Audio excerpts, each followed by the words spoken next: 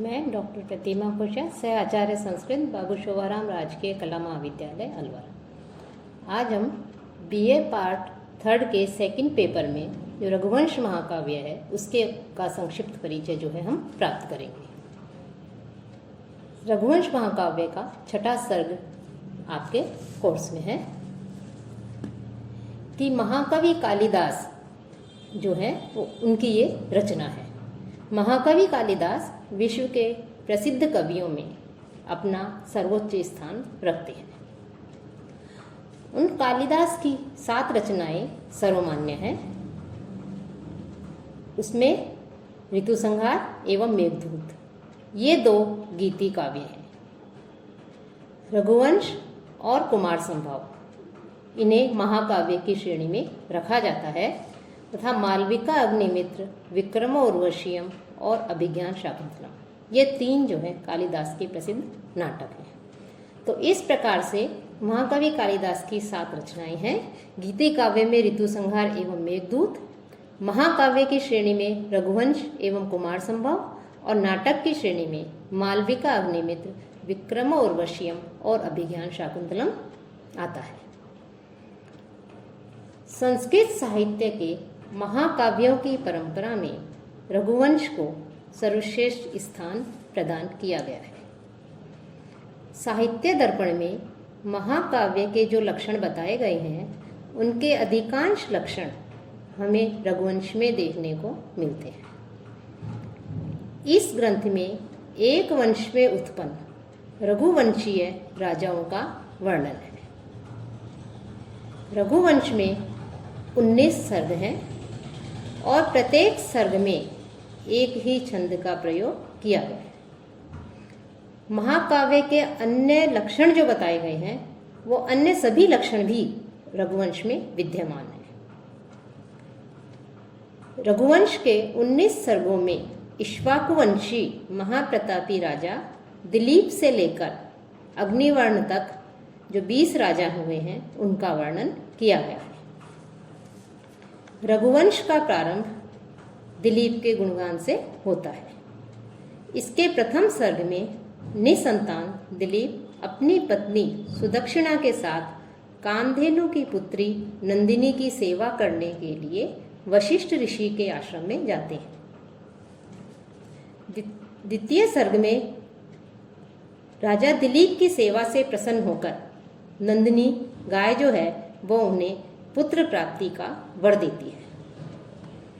तृतीय सर्ग में रघु की उत्पत्ति होती है एवं राजा दिलीप द्वारा राज्यभार रघु को देकर तपोवन में जाने का वर्णन तृतीय सर्ग में किया गया है।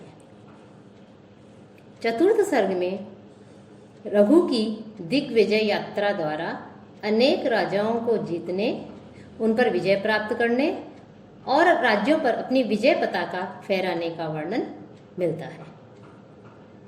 पंचम सर्ग में राजा रघु द्वारा किए गए सर्वमेध यज्ञ एवं उनकी दानशीलता का उल्लेख है। वरतंतु के शिक्षक कोत्स को स्वर्ण मुद्राएं देने के लिए कुबेर पर आक्रमण की योजना बनाते हैं, किंतु कुबेर स्वतः ही उनका कोष स्वर्ण मुद्राओं से भर देता है।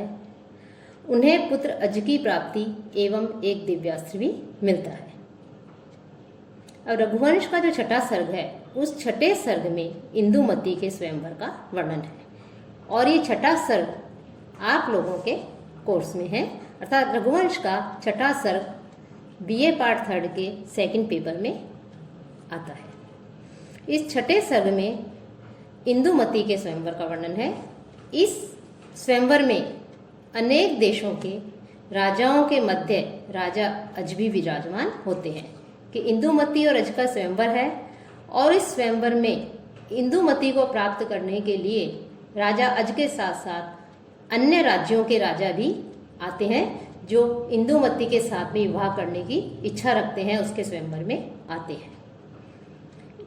इस छठे सर्ग में इंदुमती की द्वारपालिका सुनंदा एक के बाद एक राजा के रूप तथा गुणों का वर्णन इंदुमती से करती है तथा जितने भी राजा वहाँ पर उपस्थित हुए थे स्वयंवर में उन सभी राजाओं का एक एक करके सुनंदा जो है वर्णन करती है कि राजा कौन है, ये कहाँ से आए हैं, इनकी कितनी प्रसिद्धि है, इन्होंने कितने राज्यों को अपने अधीन किया हुआ है, और भी उनके अंदर जो गुण हैं उन गुणों का, उनकी सुंदरता का वर्णन इंदुमती से सुनंदा करती है।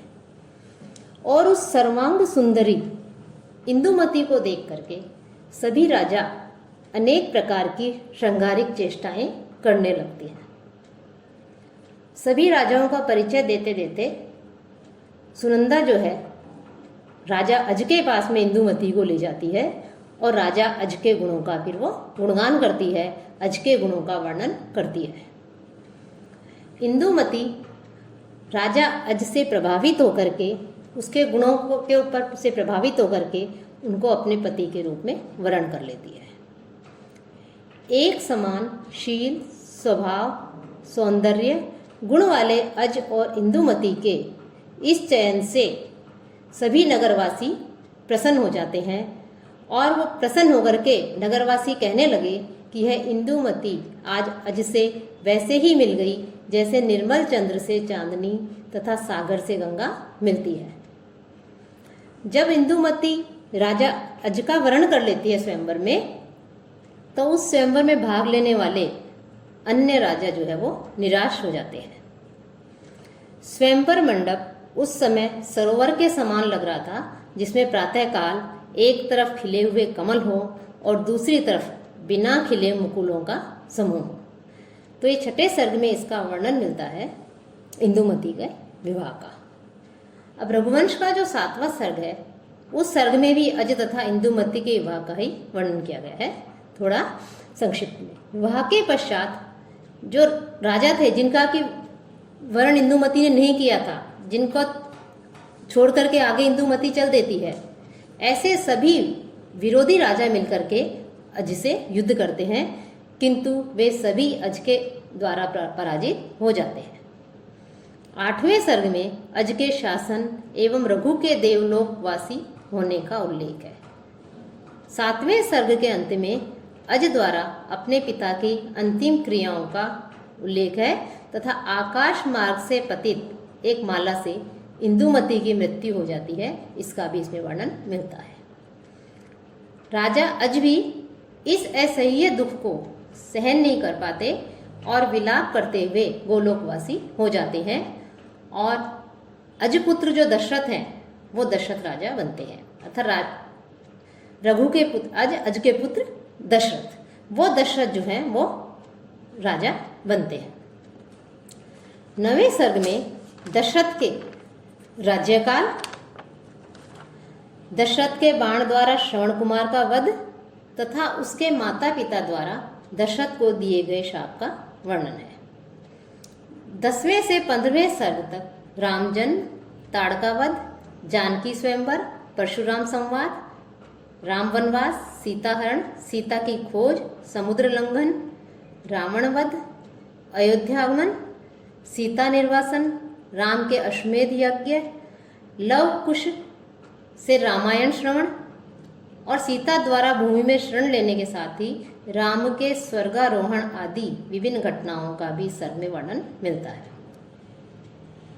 16वें सर्ग में कुश की शासन व्यवस्था एवं कुश द्वारा अयोध्या को राजधानी बनाने का वर्णन है। 17 से 19वें सर्ग में रघुवंश के अन्य राजाओं के साथ साथ रघुवंश के विभिन्न कामासक्त तथा अयोग्य राजाओं का भी नामोल्लेख एवं उनके कार्यों का वर्णन मिलता है।